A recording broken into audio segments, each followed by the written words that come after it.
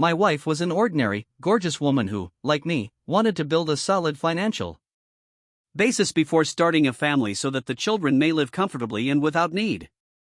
I'd been toying with this notion with my wife for a few years. But I couldn't believe she could have an affair and expect nothing to happen to her as a result. I was furious when I discovered the full truth. My name is Jason Thompson, and I am married to Amber. She's a looker, quite attractive.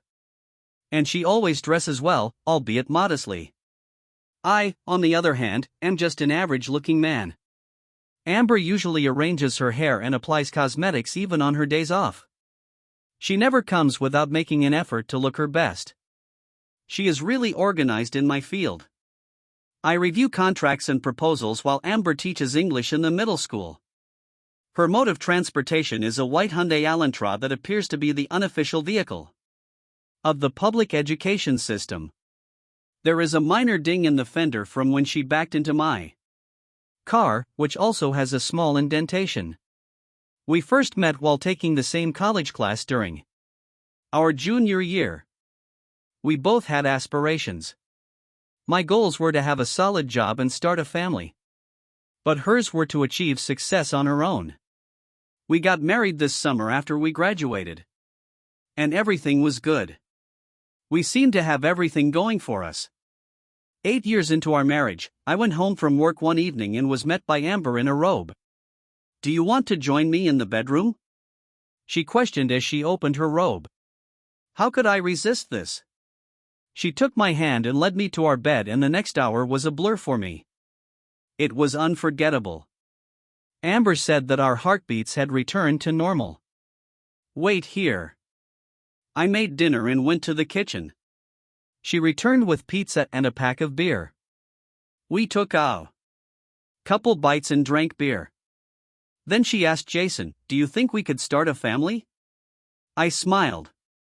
We had previously explored the prospect of establishing a family, but we thought that the timing was not appropriate. What were you thinking about in November then? I could give birth during the school holidays. Well, I think it's an excellent plan. Would you like to celebrate a bit more? She took my hint. We then proceeded to the second lap, followed by the third and final lap after a little pause. I had a really peaceful night's sleep. Hello, just a heads up. Tonight, my book group will meet at 6 p.m. So dinner is in the microwave. Catch you later. Amber said as she left for school about 9:30 a.m. I felt a spring in my step at work. The prospect of establishing a family made me excited. And since Amber's family lived close, I called them during my lunch break and invited them over. John, are you and Maggie available to come over tonight? We've got some great news to share. Amber has a book club meeting and should return at 9:30 p.m. Let me check with Maggie quickly. John replied after a brief pause. Sure thing. We will see you later tonight about 3 o'clock. I got an email that puzzled me. Meet at the Garden Inn before 6 p.m. Maintain timeliness. The email sender remained unknown to me. Trying to focus on work was pointless because my curiosity overpowered me. I was unable to concentrate. As I drove through rush hour traffic and arrived at the Garden Inn, I parked in an empty lot and waited. It was shortly before 6 p.m. A couple more automobiles arrived, but none were recognized to me. Imagine my surprise when Amber's automobile came up across from mine. She emerged dressed in a gorgeous blue costume that I had never seen before. It was unusual of her to choose this venue for a meeting. I got out of my car, locked it, and walked a few steps before freezing in disbelief. The man in the car beside her got out, and she joined arms with him, kissing him on the cheek. My brain swirled, my legs trembled, and my stomach turned. Sweating terribly, I leaned against my car and vomited. Gathering my belongings, I grabbed a floppy golf hat, a jacket, and sunglasses. She had never seen me on the golf course, so perhaps she wouldn't know me. I dashed into the lobby. where I found Amber in the lounge area while the man she was with checked in at the counter. I approached the brochure display, which advertised hot air balloon flights, museums, and guided tours. Pretending to browse, I discreetly took out my phone and engaged the video function, concealing it with a pamphlet. Looking back to Amber, I felt a twinge of sadness as I noticed her sitting with a six-pack in a pizza box. After the jerk completed checking in, they went to the elevators. I continued recording. As soon as they entered the elevator, I hurriedly approached the stairs. With only 4 floors, I thought I had a fair chance of following them. I paused briefly on the 2nd floor, realizing they must have already left if they were going to the 3rd story. Just in time to see them walk away from me. They came to a stop a few rooms from the end. And the jerk swiped his key card. What a gentleman, holding the door for Amber as it closed behind them. I turned off my video and stood there contemplating my next step. I eventually decided to anticipate a conflict and return to the parking lot. A malicious idea occurred to me. I got out my phone and called Dusty. Dusty, we are entitled to a free tow if it is within 50 miles. Hello? My wife's car isn't starting. Could you tell it to our house? How soon? 20, 30 minutes. Excellent. I will be waiting. I drove around the lot, got into my car and parked near Amber's car where I waited for the tow truck. I saw a duffel bag on the passenger seat. Curiosity piqued. I unzipped it and discovered a change of clothes and a tampon. When she came home, she would undoubtedly appear conservative. I had no inkling. Then I came across a ring box, opened it, and saw her wedding ring. I'm not sure what my blood pressure was, but it was probably dangerously high. I asked my friend Charlie, who was good with repairs, for a large favor. Hey, Charlie, this is Jason. Could you replace my door locks tonight? Yeah, dealing with a few concerns. Perfect. I'll arrive about 7. See you shortly. Perhaps the jackass left his car open. Okay, let's find out. A car seat in the back showed that he was carrying a wife and a young child in the glove compartment. I found a registration card. Chad Bennett. I pocketed it and departed his car. AA came. After exchanging niceties, they started pulling Amber's automobile, loading. It did not take long. The tow truck pulled away and I headed home. We arrived simultaneously. It took a few minutes to park Amber's car after tipping the man. He drove away. Once the tow vehicle had left, I opened her garage door, drove her car inside and parked it. Then I brought the duffel bag inside and tossed it on the sofa. I had about 2 hours until she returned from the reading club. I grabbed the box of leaves bags and large trash sacks and went to her wardrobe. After a few trash bags, her closet was empty. Then I went to her dresser and emptied her underwear and jewelry into additional sacks. The bathroom was next, with all of the makeup, fragrances and soaps put into yet another sack. I brought the sacks down to the garage one by one and stacked them in Amber's Elantra's back seat, which didn't have much space. Charlie arrived and started changing the locks. He also recommended resetting the garage door openers, so now only my opener would function. After paying Charlie, I got myself a glass of water and drank a quick shot of scotch. It was around 9 p.m. and things were about to become messy, with just a few minutes to spare. I got out our joint credit cards, called in and reported the theft. I got the registration slip and looked up the location. Brad and Christy were named as the owners. I'll need to alert Christy about what I discovered. My phone rang just after 9. It was Amber. Hello, Jason. My automobile was stolen. Her voice was tremulous and agitated. Actually, Amber, I had it towed to our house. Why don't you have Chad give you a ride? No. God. I ended the call. My heart pounded.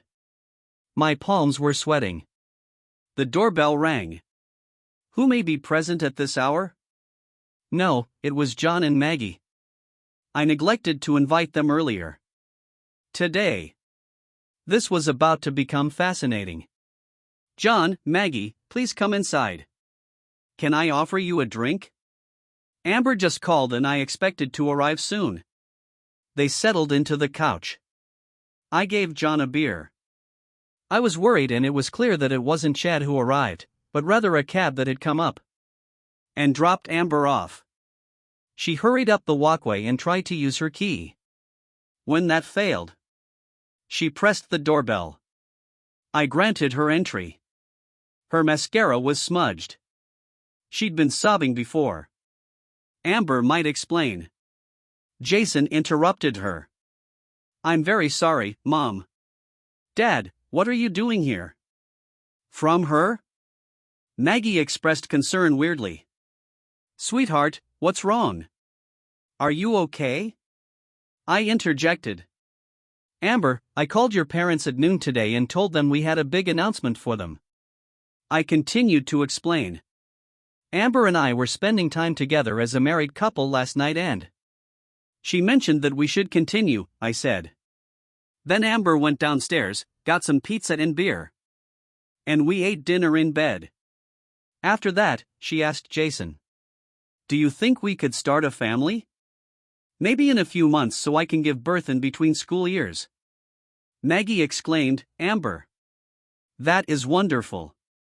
I interrupted her loudly. Wait, that is not all. Approximately 6 p.m. Amber was intimately engaged with several men, not just myself. Amber exhaled. Jason, we need to talk about this in private. Please, let's not do this now. I ignored her plea and said, so she is either doing this for money or she is having affairs on the side and making her loving husband look like a cuckold. And I refuse to remain married to her, whatever it is. Amber dropped to her knees crying. I interjected. John, I have a video here. Let us watch it together. Does that attire look familiar? Okay, he is checking in. She's waiting. Look, she's got pizza and beer for him too. They're walking towards the elevator. There is nothing on the second story. There they are on the third floor. He is holding her door. Are I rushing to conclusions, John? So Amber, you are a woman of easy virtue, John intervened. Daddy, no, John insisted. So you have lovers? Amber remained mute. Heavily. Where is your wedding ring, Amber? I inquired. She said that it is at the jeweler's for cleaning. Really? Swear at your mother's grave. Sorry, Maggie. Amber understood she'd been caught. Maggie, could you please open the duffel bag and discover the ring box? You see, that is the change of clothes she brings with her to trick me. Maggie got the ring box, opened it and rose to walk across the room to Amber, who offered her hand. Maggie gave a hard slap to her cheek. How could you? Maggie exclaimed. Amber was sobbing uncontrollably. John asked Jason. What are the next steps? I've packed all of her possessions and loaded them into her car. The locks have been changed and credit cards have been cancelled. She's gone, Jason declared. Amber complained. No, I want to stay with you. Jason, I love you. I still want your baby. That will never happen. Please leave now.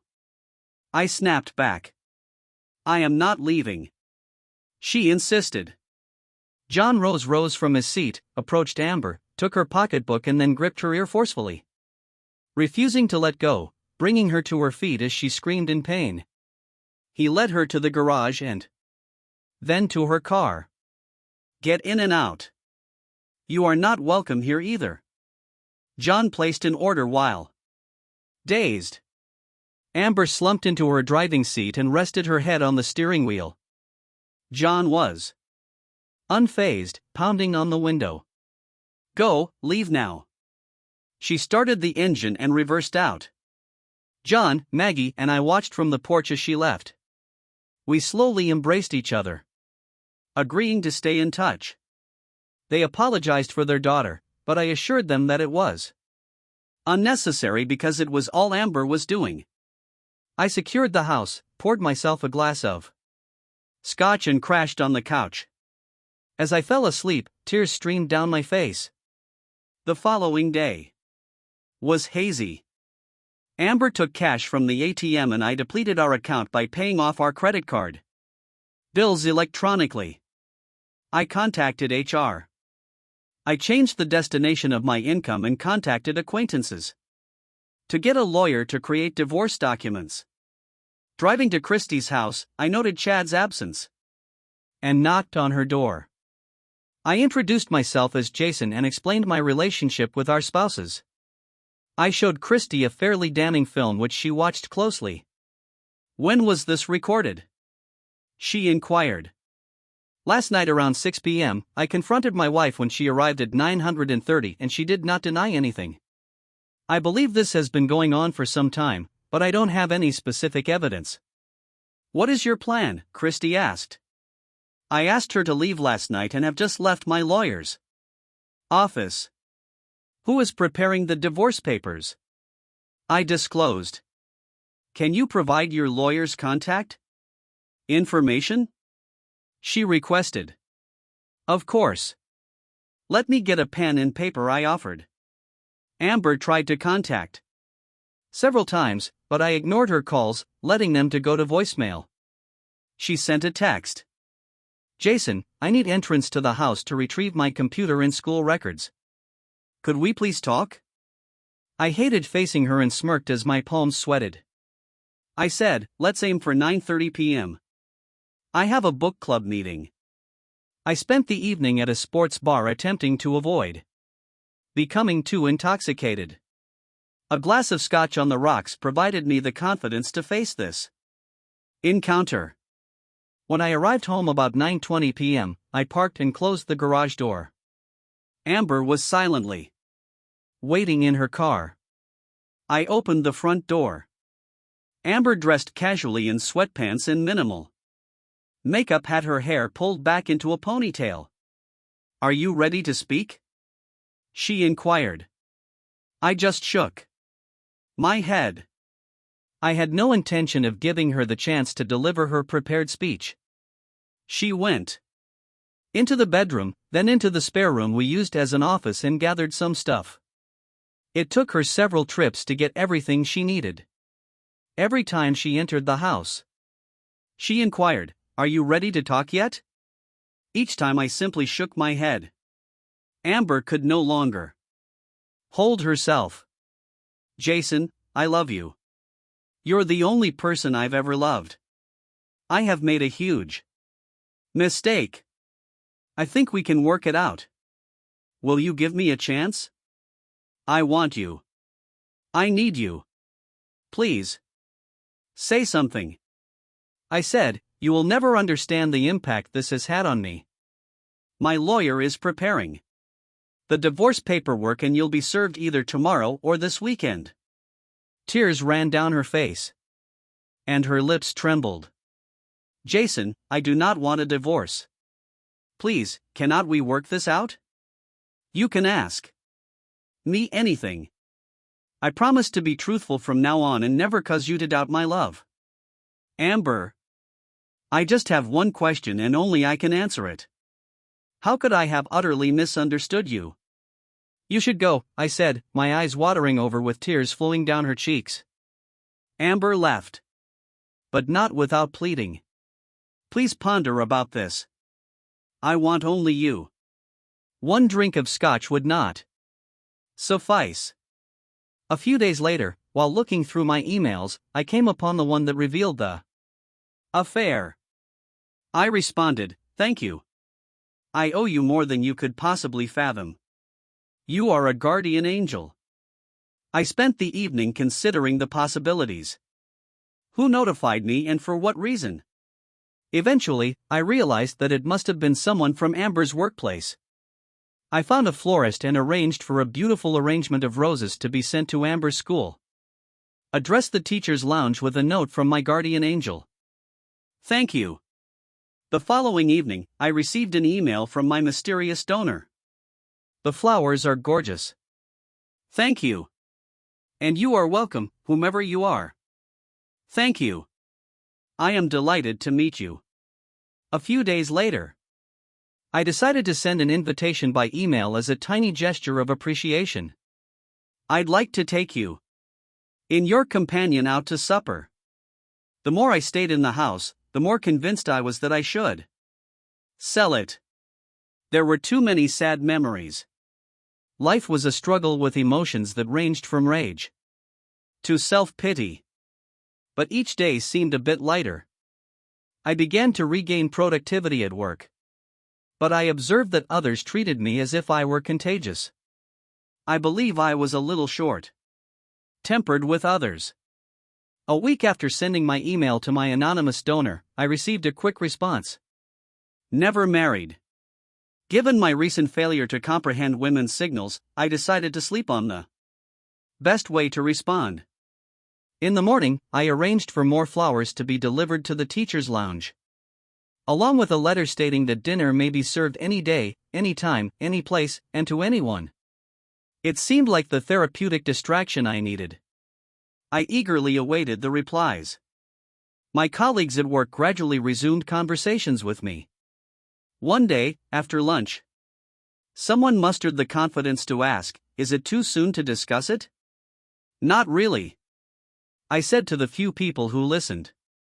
"She was having an affair, and I've started divorce proceedings. I need to return to work. I will be okay. Your support means a lot to me," I added as I exited the lunchroom. My weight loss journey came to a conclusion on Friday afternoon, when I received an email from my angel saying, "The flowers are beautiful. The Oscars air at 6 p.m. On Saturday, dress casually, pink rose." I'd never heard of the Oscars before, but a short internet search revealed they were held in a city around 40 miles away. Clearly, she did not want to be seen with me. A smile appeared on my lips. I chose to wear my floppy golf hat, sunglasses, and windbreaker. I truly needed this. I was so excited that I spent Saturday afternoon shopping near the Oscars. I bought a dozen pink roses. A silver Allantra approached, and a woman with pink roses in her hair emerged and entered. I spotted her at the restaurant and asked, "Are these for you?" "Yes, they are wonderful. Please join me. My name is Jason." "My name is Zoe. It's nice to finally meet you. You may remove your disguise if we are discovered here." It was meant to be. "It's a pleasure to meet you, Zoe. Just so you know, this is our only meeting until your divorce is finalized. I do not date married males. My universe has a certain order, and that is how it will remain. I'm fine with that too. It's way too early for me to figure out what's going on in my thoughts and heart. So let's call this a fact-finding gathering. That way, you aren't on a date. There's no harm there." We ordered beverages first, followed by dinner, dessert, then coffee. Zoe appeared to be in her mid-20s, same to myself, and had an average appearance. We had a friendly talk about many issues. After dinner, while we sipped our coffee, I mustered the bravery to ask, "How did you know and why did you tell me?" Zoe took a sip, set her cup down, and placed her hand on mine. One day, while grading papers, I noticed Amber emerged from the teacher's restroom with a duffel bag and dressed to impress, which was unusual for her at school. Knowing she frequently mentioned you, I figured you two were arranging a special evening. However, I remembered her accepting a call from you at lunch and mentioning joining the book club again, which did not fit with the picture, as I mentioned before. My universe runs in a specific way, and this situation simply Did not fit. I dropped behind, but was trapped in traffic behind her, so I followed her to the garden entrance. A man approached her in the parking lot at 6 p.m. The date I sent you an email. I saw her place the identical duffel bag in her desk. Your name and email address were easy to obtain because they are on the teacher's emergency contact list. I avoided using my school email account due of Amber's organizing. I figured she'd meet at the same time, which turned out to be correct. Because I have to work with these people, I must keep my identity disguised, at least for now. I never meant to bring you harm. I indicated with my hand, sending her a silent kiss. The message stung. But I understand it is not the messenger's fault. Thank you. I will leave first. Thank you. For the roses. I never got the opportunity to take the others home, she remarked as I paid the payment. Zoe joined in. You took me off guard. My heart raced when the first flowers arrived. And it got even faster with the second group. You are quite smooth, and just so you know, there were at least half a dozen women, including some married ones, who would have accepted your dinner invitation. Miss Zoe, I'd like to propose that we meet for dinner again in a few months. I'd enjoy that. Good night, she said as she left the restaurant. She was quite easy to chat with. On Monday, I delivered pink roses to the teacher's lounge, along with a letter stating that it couldn't have been better. That night, I received an email stating, you don't play fairly. Things progressively stabilized, with fewer and fewer mood swings.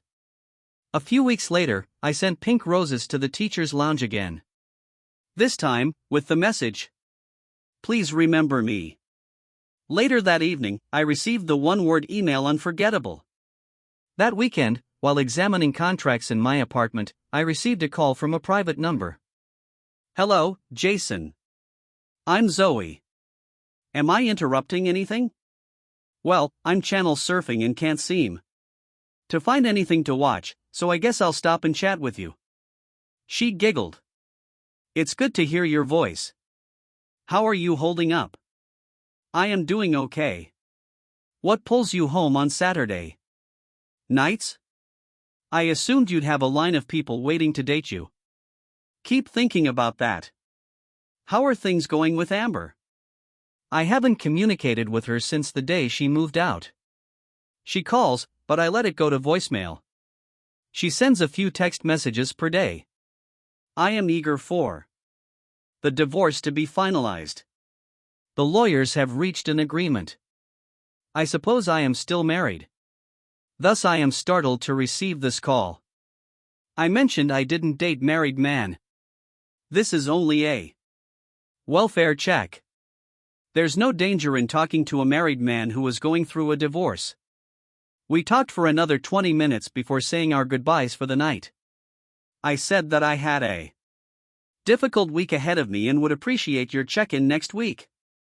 I will think about it. Zoe answered. Good night. Before hanging up. She's a really easy person to chat to. The following week she called back. During future chats, I came to know her better.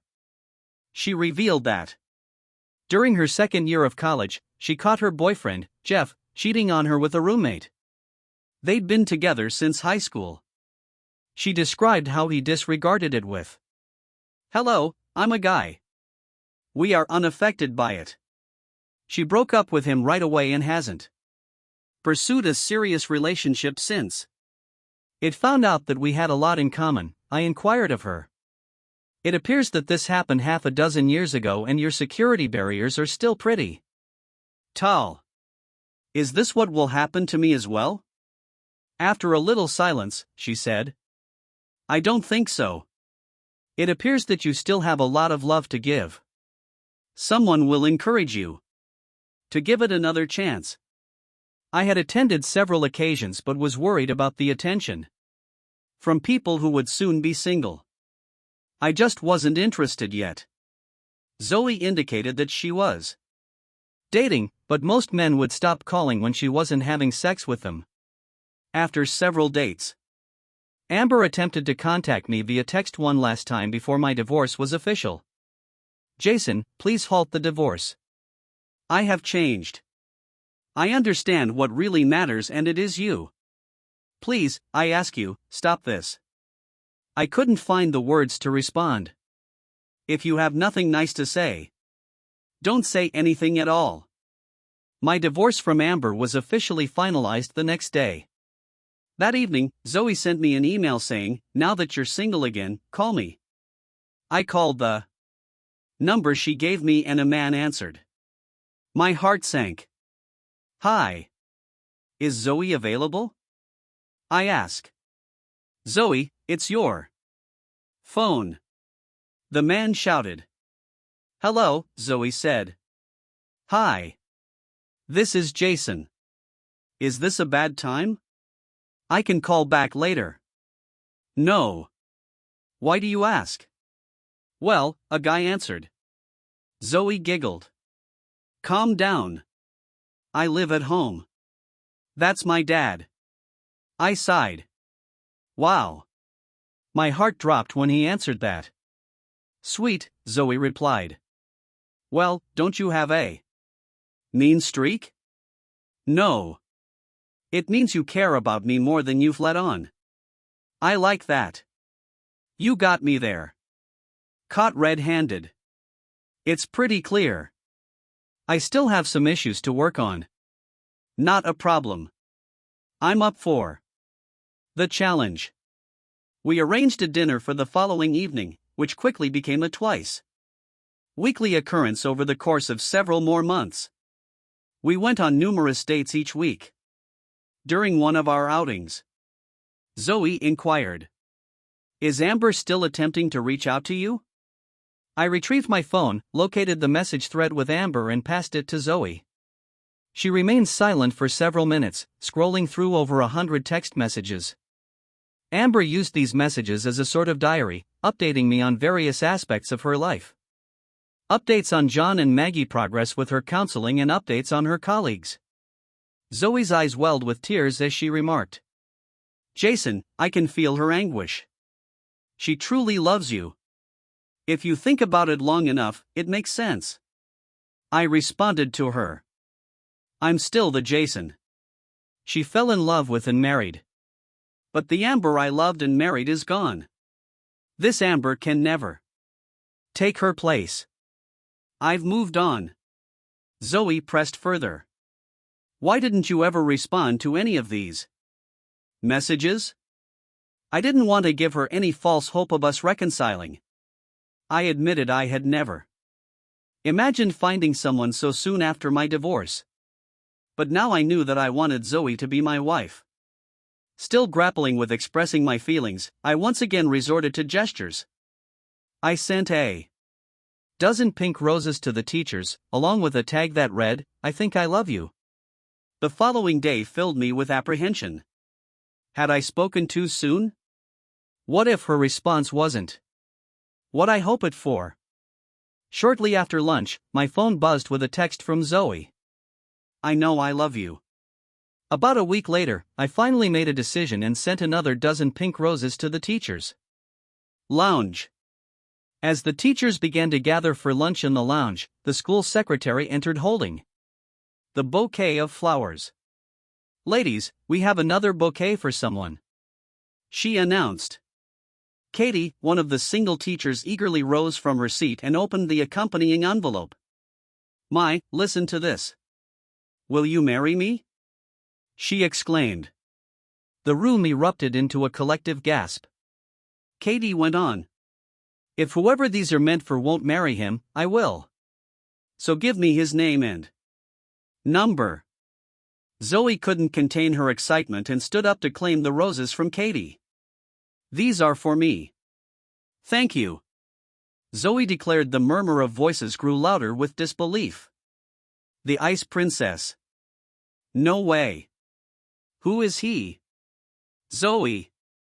"Really? That's incredible." Katie interjected. "Wait. All this time they've been for you. Who's the lucky guy? Jason Thompson. Zoe replied. Amber's Jason. Not anymore. Now he's Zoe's Jason. Wow. Amber is going to freak out. Katie predicted. While I was having lunch at my desk, my secretary knocked on the door and inquired. Are you busy? No. What's up? Zoe burst into the room holding roses and exclaimed. Yes, yes, yes.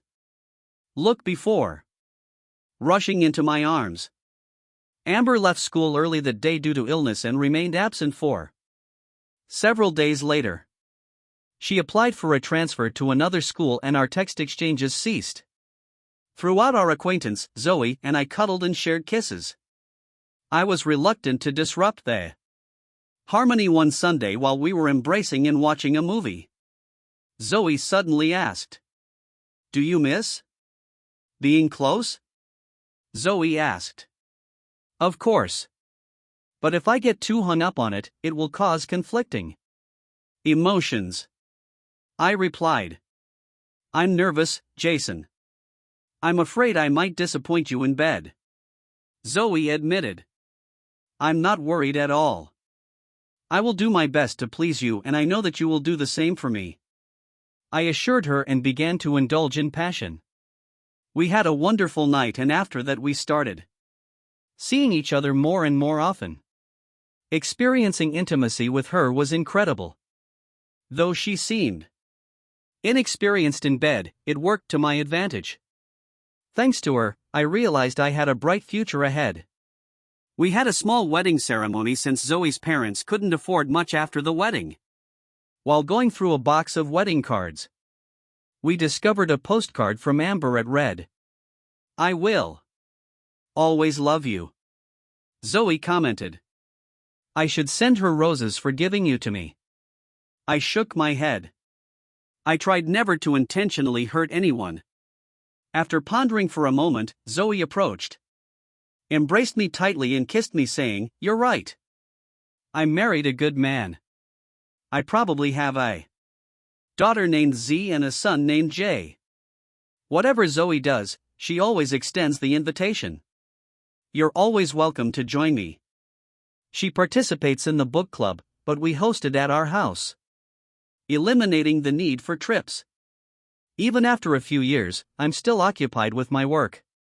Coincidentally, we bumped into Amber at the grocery store. Z walked alongside me, clutching my finger while Zoe held J. Amber, you're looking well. How have you been? I inquired. Jason. Zoe, it's nice to see you both. He really takes after you, Jason, remarked Amber. Zoe joined in. I heard you landed a job as deputy director. Congratulations. Thank you. It keeps me busy. The previous person wasn't very organized. Well, I should get going. Amber bid farewell, holding back tears. I didn't notice any rings on her fingers. So she must still be single. It occurred to me that we both got what we wanted. 12 years ago, I had a son and a daughter, and she found success through her own efforts. It's ironic how things turned out. Here's the next story. Frank Walker watched fellow patrons savoring their time, some pausing for walks or to place calls. Beverages and coffee were served and the festivity persisted. But Frank was preoccupied with considering an unexpected message left by an unknown server. This message warned him of a potential threat posed by Mark Laval, who, according to the note, intended to seduce his spouse. The alarm caught Frank off guard, and when he examined the note again, he noticed his spouse dancing with Laval once more. This troubled him, especially when they disappeared for the second time. Frank decided to step in.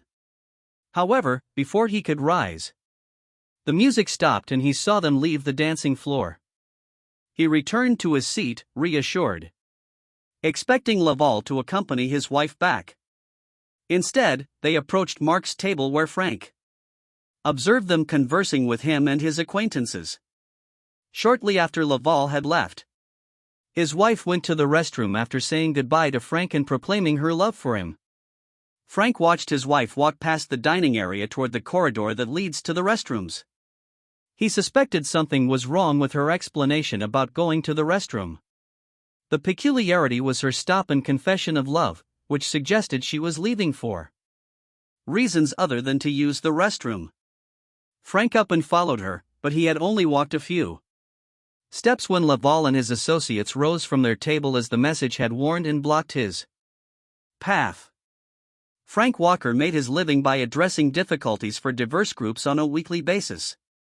He would fly to different countries to help businesses and organizations that had experienced problems with their administration, operations, or finances. Frank frequently dealt with egotistical and dominant high-ranking officials who rose by scheming, bribes, lies, manipulation, and pressure. Every day, he met recalcitrant supervisors and executives who exploited and bullied employees while gloating about their brutality. When Frank interfered in these circumstances to enact changes that affected people's jobs and well-being, he frequently encountered opposition, bullying, and even threats. He once got threats from a narcotics syndicate for his role in transferring a U.S. manufacturing enterprise from Mexico to Alabama. Nonetheless, Frank remained undeterred, and the relocation continued. Frank excelled in his profession and thrived when confronted with greedy, ambitious, ruthless, and perilous characters. It was essentially his forte. Thus, when Mark Laval, an imposing but inexperienced figure, and his friends attacked him, Frank quickly reversed the dynamics, intimidating them. They had never been so openly warned of the consequences of their behavior until Frank did, and they swiftly made way for him, with Laval and his associates no longer hindering him. Frank hurried after Brooke. When she caught up, she was approaching the establishment's rear exit. Brooke called out. She either didn't hear him or chose to ignore him, but she continued walking towards the exit. Frank accelerated his pace, closing the distance between them, and cried out once more. "Brooke, where are you going this time?" Brooke halted, turned to face her husband with an annoyed and inquisitive expression, doubting Frank's presence. Frank noticed her strangely distant conduct and was clearly annoyed that he had followed her. "I will inquire about the same matter. What are you doing here?" he questioned Brooke. Brooke thought for a few moments before responding to Frank. "I won't," but I stopped mid-sentence. Frank looked into her eyes and inquired once more, "Where are you going, Brooke?" Brooke shifted her gaze away from Frank, thinking to herself that this situation should not have occurred. He should not be present. Frank Brooke resumed speaking, but soon stopped. She needed to think carefully about what she was going to tell him. She realized that inventing a story was pointless. She felt obligated to confess the truth. She needed to notify him of her destination, although it would be painful and cause her great distress. Brooke happened to run into Mark Laval earlier that evening. After leaving the restroom, she passed Mark's table. He noticed her, rose from his seat, politely halted her progress, introduced himself, and began a brief chat. Brooke then returned to her table to join Frank and the others at their gathering as the celebration reached its peak. The musical band made their entry and began their first performance of the evening. Shortly after the band began to play, Mark Laval approached the guest table. Naturally, everyone was overjoyed that a local soccer player and sports icon had appeared. He was friendly, introduced himself, shook hands with everyone, took some selfies, signed autographs, and then encouraged Brooke to dance. Brooke was surprised and denied his offer, but Mark insisted respectfully. The other participants encouraged her and Frank made no objections, so she reluctantly accepted his offer. Needless to say, Brooke was concerned as Mark led her from their group to the dance floor. However, once there, Brooke discovered that dancing with Mark was beyond anything she had ever imagined. He was young, beautiful, bold, a talented athlete, and a great dancer. During their dance, Mark's touch connected with her in a way she appreciated. He held her in the way she preferred and conversed in a way she enjoyed. He expressed sentiments she appreciated hearing, art captivated her, and from that moment forward, she consistently accepted his invites to the dance floor. Her desire to him grew stronger as the night proceeded, becoming undeniably physical. Eventually, at the end of the night, he led them away from the dance floor to a private location where he embraced, kissed, caressed, and expressed his affections for her. He suggested they travel to his house for seclusion and relaxation so they can freely explore each other. He clearly described how they would spend the night together, increasing their physical connection, and promised an incredible experience that she would never forget. Brooke was intrigued, and as she sat with Frank and the other guests, she considered Mark's proposition. She was torn about leaving Frank at the party to accompany someone she barely knew to his home. However, the prospect of being with Mark excited her. She understood her feelings for him went against her commitment to Frank, despite the fact that she had previously found other men interesting. It never progressed beyond simple attraction. This night was distinct. She craved Mark's adoration and wished to surrender to the moment. Nonetheless, she wrestled with the guilt of betraying Frank's trust and the promises made to justify her action. Brooke sought a convincing rationale, one that she could accept morally and hoped Frank would understand. She chose to depart with Mark because he was more than simply a professional athlete and a local celebrity. He also exuded charm and a sense of honor that captivated her. Mark embodied the ideal of a love dream, and he presented Brooke with an appealing opportunity. She thought Frank would see it as a unique trip for her and would back her decision to pursue this relationship with Mark. Just this once, she expected him to be disappointed but understand because he wasn't just her hubby. He was her most trusted friend and collaborator, wishing for her to take advantage of this once-in-a-lifetime opportunity with Mark. Brooke sought solace in these thoughts, providing herself with justification that she could accept and hoped would persuade Frank. At her heart, she knew that her decision to accompany Mark was motivated by his bold claim that she was his for the evening, which triggered an intuitive need she couldn't deny. She was resolved not to miss out on such an exciting adventure, reminding herself that, in addition to being Frank's partner, she was a woman with her own needs and desires when making her decision. As the birthday dinner ended and the group returned to the venue for more celebrations, Mark approached their table and invited Brooke to dance again. Frank, evidently unhappy, rebuffed Mark's repeated requests for his wife's presence. Brooke expertly managed her husband's objections, consenting to one final dance with Mark while emphasizing her appreciation of the song. Mark thanked Frank for his patience before bringing Brooke to the dance floor. "There are some shadowy nooks there." Mark inquired whether Brooke was ready to leave. She confirmed with a giggle, revealing her complete surrender to him as the dance concluded. Mark escorted her back to their table to discuss their departure. He assured her of her safety and promised to resolve any worries Frank may have. Brooke positioned herself at the back exit, trusting his guarantee and preparing to leave with him. However, their plot was foiled when Frank unexpectedly turned up at the back door, revealing a hole in Mark's scheme. He interrupted her. "Leave to get an explanation." "Brooke, I am waiting." "Tell me where you are heading," Frank demanded. Brooke summoned all her bravery and responded, "Frank, I'm going with Mark." "Are you going with Mark?" Frank inquired, emotionless. "Yes, I am joining Mark. He welcomed me to his home," she stated. Frank stayed composed, wondering why she was going to his house and circumventing the door.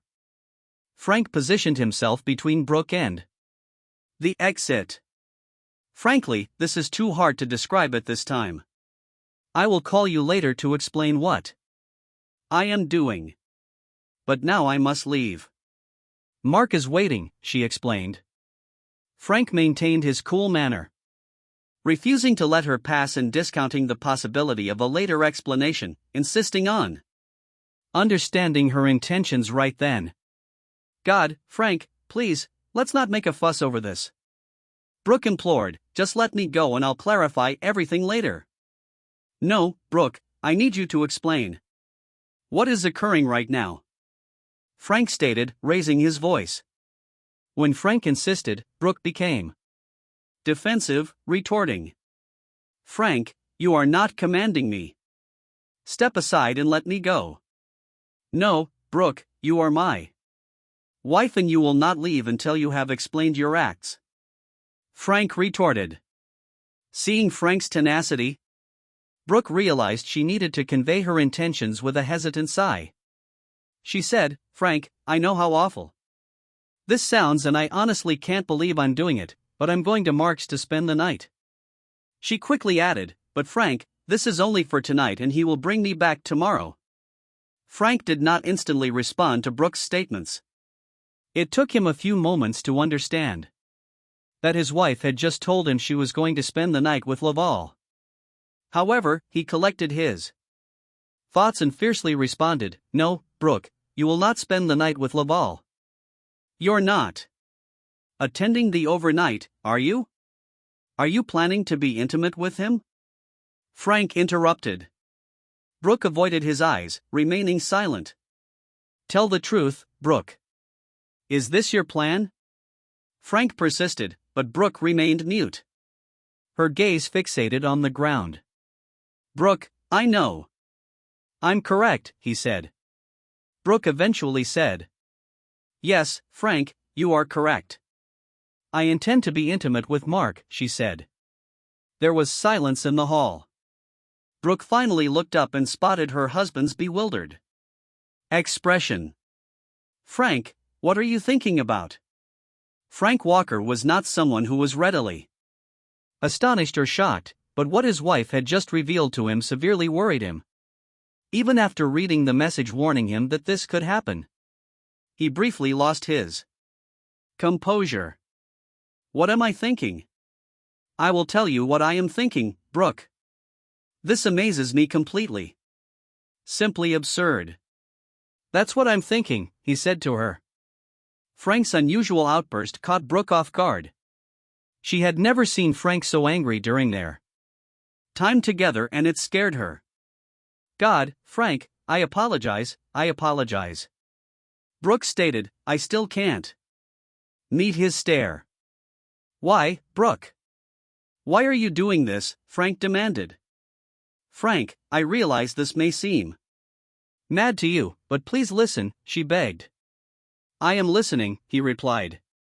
Frank, I believe every woman fantasizes about having a romantic experience with a celebrity or someone affluent and renowned. Frank cut her off sarcastically. Let me guess, Mark Level is your fairy tale prince or knight in shining armor. Please, Frank, do not mock this. This is every woman's fantasy. Mark is not just anyone. He is outstanding. He is a great gentleman, a star, and a celebrity. I want to live the dream that every woman hopes for. So please, Frank, allowing me to have this experience demonstrates how much you care for me. She pleaded with her spouse. Frank attempted to control his emotions in this unexpected scenario. So you'll go to Levels tonight and be intimate with him and he'll take you home tomorrow. The couple will then continue their happy marriage, as if the encounter never occurred. Is this what you are saying, Brooke? Frank questioned. It is not an affair. It's only one night. Yes, tomorrow I'll return and my fantasy will have come true. I'll be happy and you will be delighted because you back me in this and we will move forward. She replied, hoping Frank would believe her. But after seeing his reaction, Brooke understood. Things weren't going as she had planned. So you're ignoring me to be personal with your charming prince whom you believe is vastly superior to me. He stated, damn, Brooke, it hurts. Are you indicating that I am not special? Is he not a real man? No. No, I did not say or imply that. She exclaimed in distress. So Brooke, what did you mean? He inquired. Frank, you are unique. You're a real dude. But Frank cut her off. But I'm not a professional athlete or a celebrity who claims to know how to sexually satisfy a woman. Is this it? Brooke looked down. There's more to it. She explained. So what's the issue? Are you bored with me? No, no, Frank, you are the finest.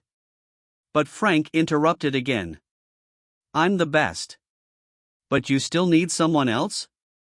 He stated. Yes, she admits. Her gaze remained averted.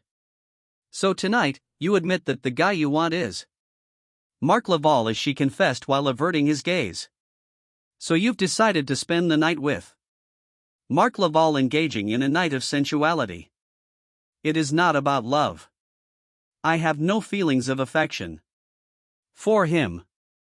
But sure, I've decided to share an intimate moment with him and do something that many women dream of, she stated firmly and confidently. However, she promptly followed up. Frankly, I am not leaving our relationship. You are my spouse, and I will never leave what we have. But tonight, I will not be by your side. I will be with Mark. I hope. No, I encourage you to try to understand my needs and requirements. Thank you, Frank. I beseech you. Let's not make this a dramatic ordeal, she pleaded. Frank breathed deeply. Why, Brooke? Why do you think I should be all right with you sleeping with another guy and then returning to me as if nothing happened? He asked. It's because you've always approached me with an open heart and treated my emotions, desires, and needs with care and attention. And I trust that once you see how important this night with Mark is to me, you'll manage your frustration and approach it as a calm, seasoned, sophisticated individual. She told her husband, can I deal with this? Can I really cope? Please explain to me how. I am meant to deal with the idea that you will be in Mark's bed tonight, and he will take you. How will I react tomorrow when he drives up with you, and I find that you two spent the entire night together? How can I look at you after you've shared yourself with someone else? Explain to me how I should handle all of this. He inquired. Frank, I do not have an answer for you. I just hope you can work this out in your head so we can move on with our lives. I understand you're furious with me, but can't you see how important this experience is for me? She questioned. Brooke, you're implying that you want I'd swallow my pride and tolerate your relationship with Laval. Frank noted. This is not a fling, she cried. And no, Frank. I do not expect you to just accept it. I'm asking you to realize and reconcile with my feelings and scarcity since you love me and are my closest partner, kindred soul. You want me to have this one of a kind experience, an experience I may never have again. Frank, this is my plea to you. Sweetie, she said him. Frank, Moldovan Rock's appeal. For a moment, he couldn't comprehend how she expected him to tolerate her intimacy with Laval. The longer he thought about it, the more it became evident that she didn't realize how serious her acts were and how they affected him and their relationship. She appeared to be immersed in a fantasy brought on by her connection with Laval. That evening he felt compelled to bring her back to reality. Brooke, what do you call a guy whose wife has a relationship with another man? He probed. Brooke thought about it for a while. Older people are having difficulty understanding the word. Exactly, Brooke. They call him a cuckold, which is a man whose wife has an affair with another man for sexual satisfaction. But I will not be made a cuckold by you and Mark Laval," he asserted firmly. As Brooke looked at Frank, tears welled up in her eyes. "So you won't stop me?" she asked. "No, Brooke, I will not intervene. You've grown up and are capable of making your own decisions. It is entirely up to you to decide whether or not to proceed. If you believe this is what you require, please proceed. Stay the night with him. Indulge in what you term love and intimacy." Frank intervened. "I will not block your path. I have previously clarified. This is not about love. I do not love him. I love you, Frank. It is simply a physical law." Brooke maintained that she was drawn to Mark physically rather than emotionally. "So you're distinguishing between love and physicality in your mind?" Frank deduced. "Yes. Frank admits to spending time with Mark because of their physical attraction. But I will return to you because of our love. You are my spouse, my closest ally, and my soul mate." She informed him that what we share is more than just a physical connection. "I will not dispute with you about the difference between love and physical attraction, but as I already indicated, I will not hinder your path," Frank repeated. Brooke glanced at Frank, wondering if he truly understood. "Horror. If this is truly your wish, go for it." But Frank halted before you left. "We are ending our marriage right now." Brooke went into a panic. "What about our marriage? What do you mean?" "I'm implying that once you leave, our matrimonial link will dissolve and we'll disconnect our rings and call our union off. The formal procedures will be addressed later.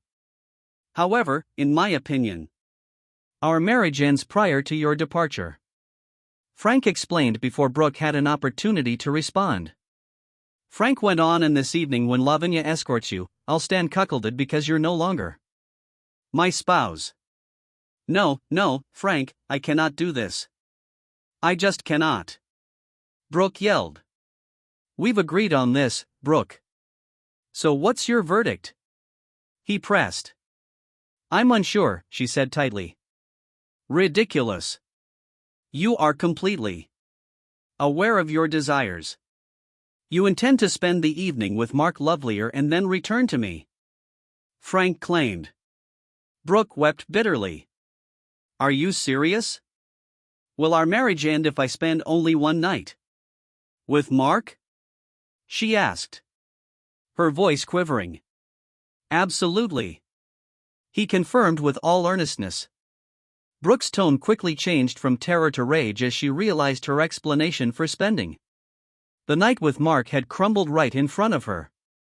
"Frank, do my sentiments and feelings have such little value to you that you would end our marriage over this without giving us the opportunity to resolve and move forward together?" she questioned Brooke. "There's nothing to fix here. The realization that certain aspects of life, such as my spouse's infidelity with another man, cannot be changed. I will not agree to an arrangement in which you are intimate with Laval and then we go about our lives as if it were inconsequential," he stated. "So my sentiments, emotions, and societies are meaningless to you," she said sarcastically. "Brooke, you vanished just moments ago, effectively rejecting me without explanation. If I hadn't chased and stopped you, you'd be on your way to Mark Cavalier's home for a romantic night. As a result, it is clear that my sentiments and emotions are irrelevant to you. Why should I care about your feelings and emotions?" He questioned the significance of her decision, which hit Brooke. "My gosh, Frank, I'm deeply sorry." She stated that it had never crossed her mind. "Damn it, Brooke. Don't say you didn't consider it, you did." Frank started. "All I could think about was you preparing for libel and the sensuous activities he had planned for you. You clearly did not consider my point of view, the reasons you departed your destination, or the activities he described. God, Frank, please believe me. I did not intend to leave without telling you of my whereabouts. When I arrived at Mark's, I meant to message you about my whereabouts and actions, she explained. Message me? Really? Frank laughed. So you were in bed with Guardia with the aim of messaging me, right? Frank, I hate leaving the party, but I chose to go see Mark Laval. As for some private moments, I will not be returning home tonight. Good night and see you tomorrow. Is this it, Frank? Ridiculed. This is callous, Brookie observed. Brooke, you're a touch cold. It's callous and shocking that you took the snap decision to quit me, your husband, your closest companion, and your soulmate to spend the night with a man you met recently. Frank delivered. Brooke sobbed. What is truly callous is your expectation that I will tolerate it as if it were inconsequential. That's callous. She complained. I'm so sorry, Frank. Sorry, I just didn't believe. She stated. Brooke, it makes no difference whether you pondered or not, and if you communicated or not. Because I stopped you before you could leave, and now I understand your motives while you understand mine. We no longer have to speculate. Now we must face reality. Frank spoke with resolve. Brooke looked at Frank with a puzzled glance. And what is the crux that she acquired? The essence is this. There is an exit and something much more beautiful awaits you outside. I assume he's becoming impatient. The choice is yours. Frank informed his 12-year-old wife firmly and definitely. Brooke announced without hesitation. Frank, I will not walk through that door. I refuse to leave. You for him. I will not sacrifice our common life for his gain. I am not that naive. Brooke explained to him. Frank had been watching her closely for about a quarter of an hour. You appeared ready to leave through that door and accompany him. So what is the difference now? Is everything essentially the same? Aside from the fact that you are afraid to get a divorce, Frank inquired, I mean, is it possible to think that your urgent desire to be intimate with Laval has simply vanished? Or are you going to wait until next week when I'll be in Europe to see him? He questioned. No, why would you assume this? Brooke exclaimed, raising her voice. Are you going to be disloyal to me when I'm not around? He pressed. No, never have I been unfaithful to you. I would never betray you. I adore you, she said loudly. But earlier tonight, you were on the point of infidelity. If I hadn't intervened, you'd be betraying me right now. For the second time, Frank recounted. The revelation hit Brooke hard and she was forced to confront the reality of her conduct towards Mark. Oh my goodness, no, what was going on in my mind? She yelled. So what happened? He inquired. I am not certain, Frank. I'm utterly confused. I can't believe I thought it was acceptable to go with Mark, that it wouldn't be inappropriate or bother you. She admitted. Frank listened. His uncertain expression did not escape her. She realized she had to be completely truthful with him. Frankly, I'm not sure what went into me. It all started when Mark approached our table and asked me to dance, then led me to the dance floor. He was so confident and pushy, continually expressing his desire for me and how lovely it would be to be with. Then he hugged me tight, kissed me, and began the rest. Me and Frank, I did not resist. I did not push him away. She admitted, tears streaming down her face. So you motivated him, as Frank pointed out. Yes. I motivated him. I'm very sorry, Frank. She wept. Then I convinced myself that leaving with him was the right decision and that you would understand and not mind if I left with him. All I can say is that I know I made a tremendous mistake and I'm deeply sorry. She wept. Frank Hurd erupted, pondering the note the waitress had handed him. He dug into his pocket and brought it here. Read this. He suggested Brooke read the notebook and then looked at Frank. Where has this come from? She inquired. The server gave it to me throughout our supper. He responded. Is this just a tough employ? Brooke pondered. That's what is written here. Brooke was astounded after reading the note. I can't fathom it. She said. He picked you out of the crowd and tempted you. He deceived you, Frank said. Brooke read the note several times, wondering whether what he had done to me was simply for fun. Yes, Frank confirmed that everything he told you was for fun. Brooke felt devastated. She recognized she was only the target of this week's strategy. A reward to satisfy the heroic need for married women. Last week it could have been Debbie. The following could be Sandy, but this week it is me. Brooke admitted her error and the upsetting understanding that she had jeopardized her marriage to Frank.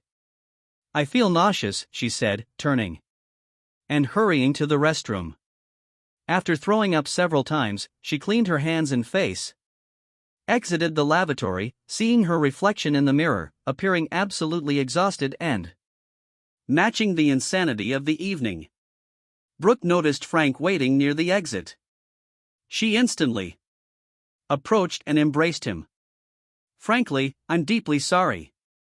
Please pardon my ignorance and naivety. She pleaded, sobbing.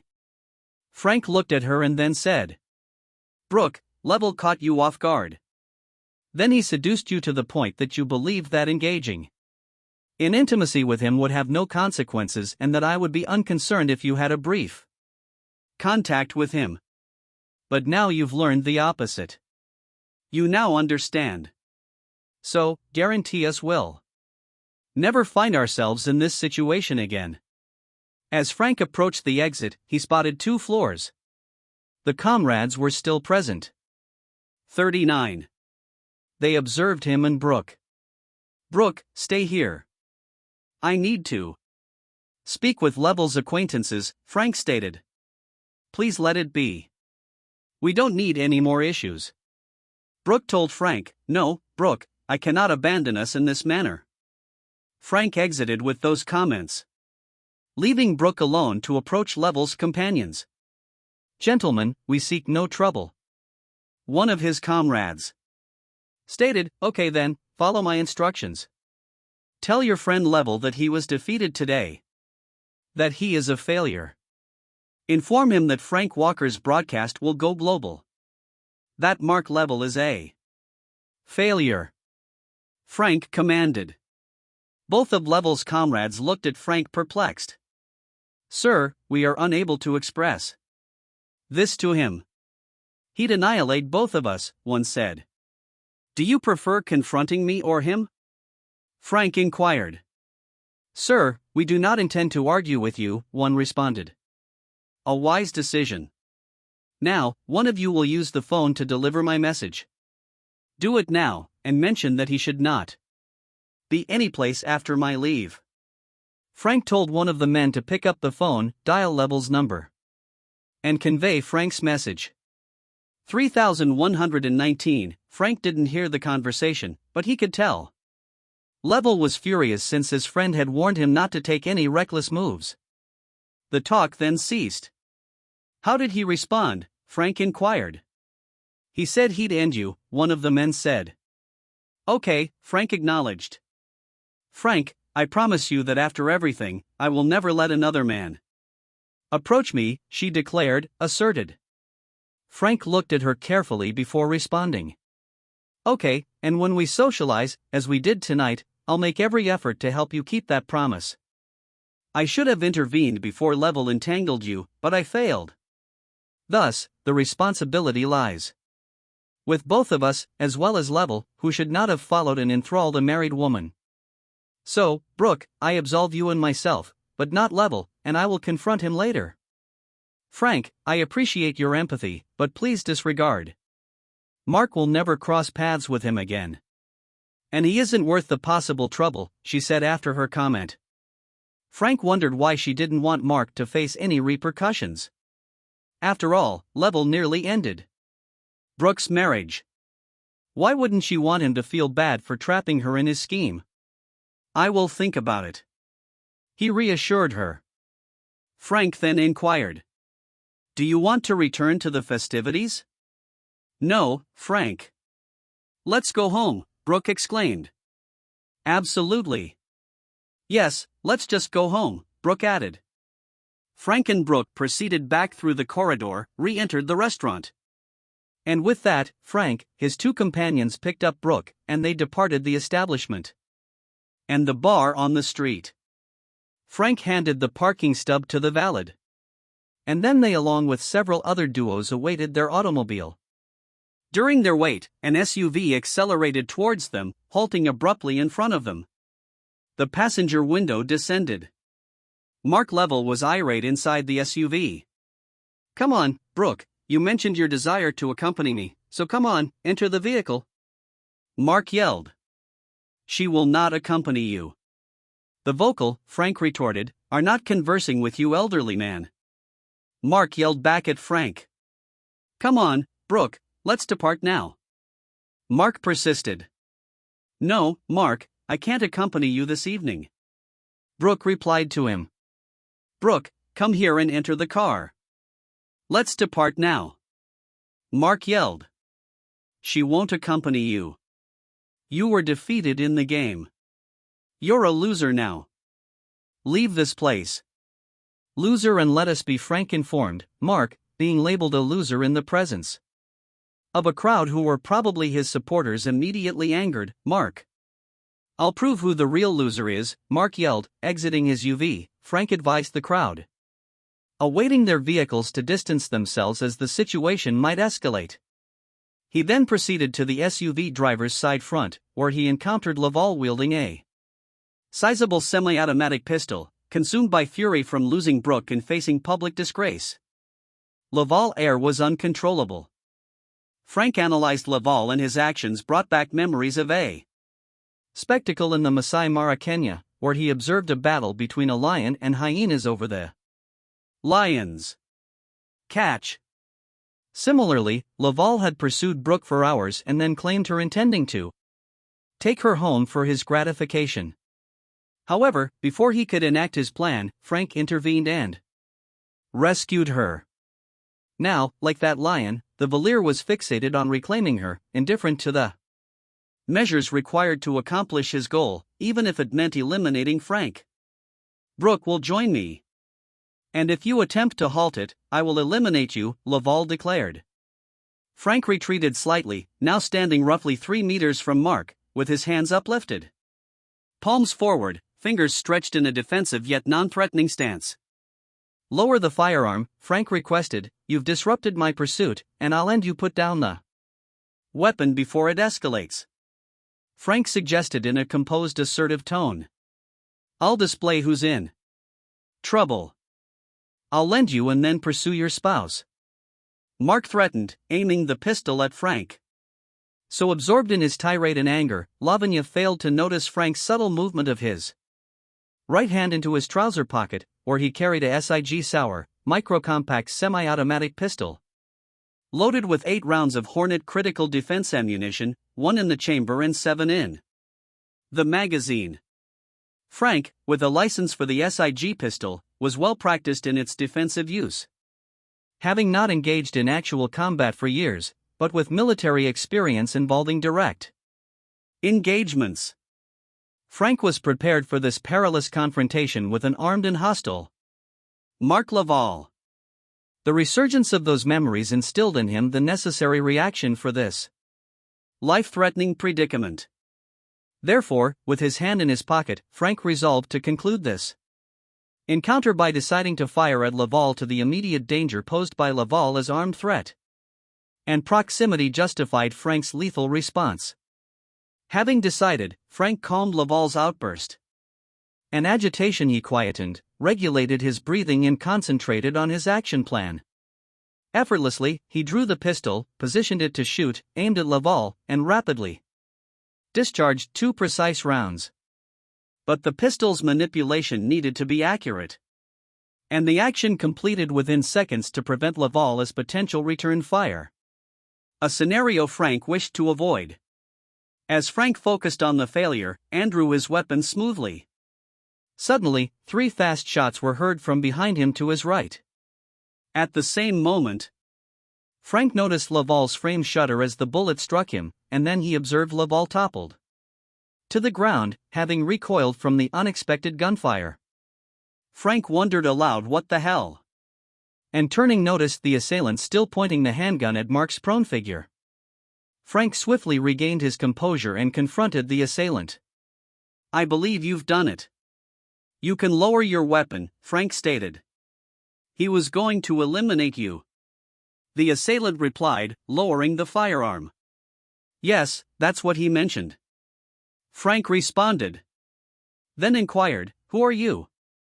"I'm an off-duty officer and I'm in charge of security here."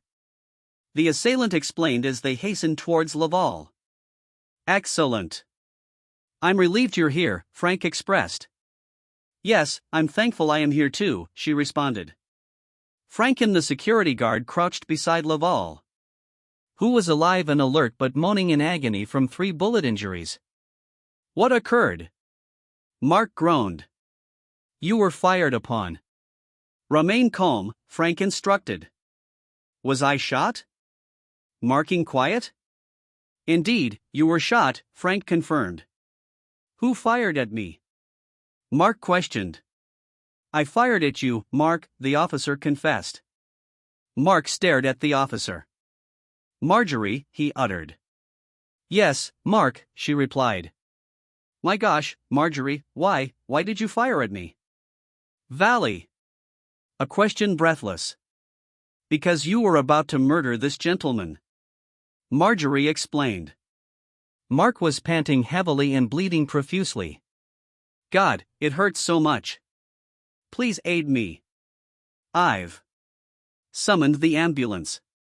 They're en route. Stay put and hang on," Marjorie instructed Laval. "I was gasping for breath. I didn't intend to murder him.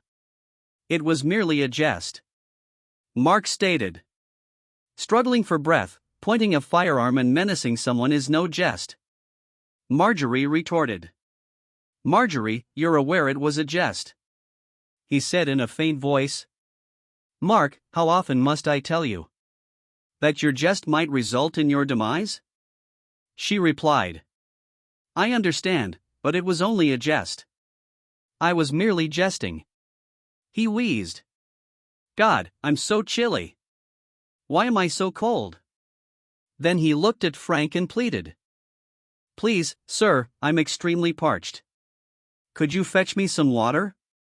Frank turned and called to the bystanders to procure water for Laval. Laval was losing blood rapidly, and Frank realized that even if the paramedics arrived immediately, nothing could be done to save him, because he had bled out excessively for a brief period.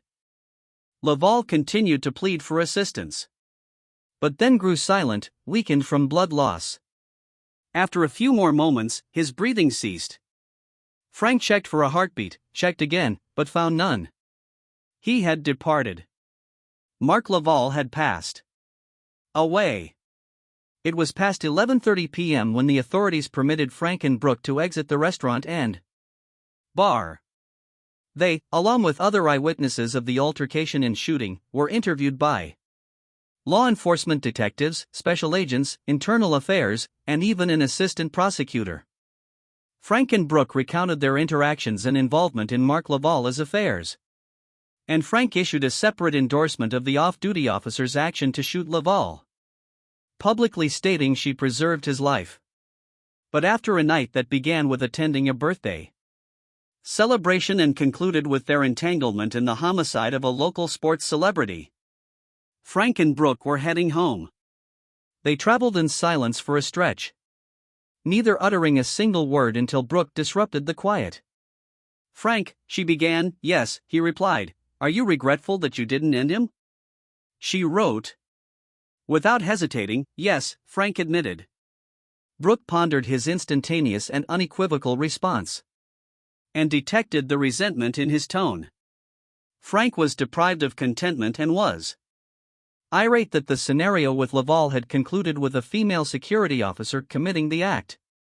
When Mark confronted them outside the restaurant, Brooke was certain this now constituted Frank Walker's challenge, and she anticipated that it wouldn't bode well for Mark Laval too. Mark was a youthful luminary with an enormous ego of volatile temperament and a weapon. In contrast to Frank Walker, an experienced corporate tactician accustomed to undermining influential figures, infuriated that this adult indulging in childish antics dared to attempt to usurp his wife directly before him, and Laval could not evade the repercussions. Brooke was fully aware that Frank was carrying a weapon and understood he had intentionally enticed Mark into a scenario where he would likely end his life. Informing Mark that he had been defeated in their game and labeling him a failure served purely as a lure, and inevitably Mark took the bait, which doomed him. Thus, Brooke was certain Mark Laval was doomed before he even exited his SUV. Observing the clash between the man she might have loved and her spouse, she was deeply troubled. Because she believed herself to be the cause of Mark's demise. Had he not chosen her, and had she not consented to accompany him, he would be alive.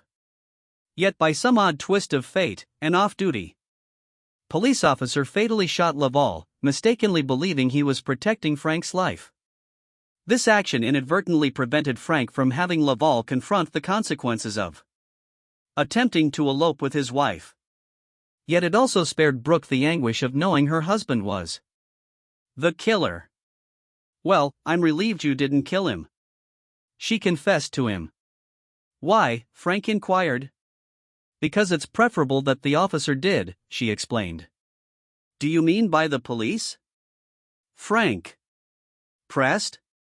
"Yes, and by the news outlet," she added. "If I had done it, both the police and the press would have sought to sensationalize it.